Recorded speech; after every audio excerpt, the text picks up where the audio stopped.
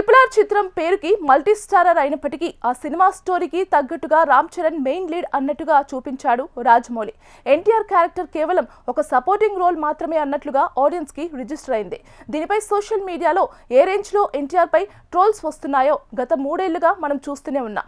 ఇక ఆ తర్వాత ఆయన హీరోగా నటించిన దేవర చిత్రం భారీ అంచనాల నడుమ విడుదలై సెన్సేషనల్ బ్లాక్ బస్టర్ గా నిలబడడంతో ఫ్యాన్స్ కాస్త సంతృప్తి చెందారు. అయితే తర్వాత విడుదలైన వార్ 2 చిత్రం ఫ్యాన్స్ ని నిరాశపరిచింది. ఎన్టీఆర్ ఇప్పుడు మరో పాన్ ఇండియన్ సినిమాలో కీలక పాత్ర పోషించేందుకు ఒప్పుకుంటున్నట్లు వార్తలు వినిపిస్తున్నాయి. ఆ సినిమా మరేదో కాదు, పఠాన్ 2. షారుఖ్ ఖాన్ హీరోగా నటించిన పఠాన్ చిత్రం 2023వ సంవత్సరంలో విడుదలై 1000 కోట్ల రూపాయల గ్రాస్ వసూళ్లను రాబట్టి సంచలనం సృష్టించిన సంగతి తెలిసిందే. వార్ 2లో ఎన్టీఆర్ పాత్రకు కొనసాగింపుగా పఠాన్ 2లో ఉంటుందట.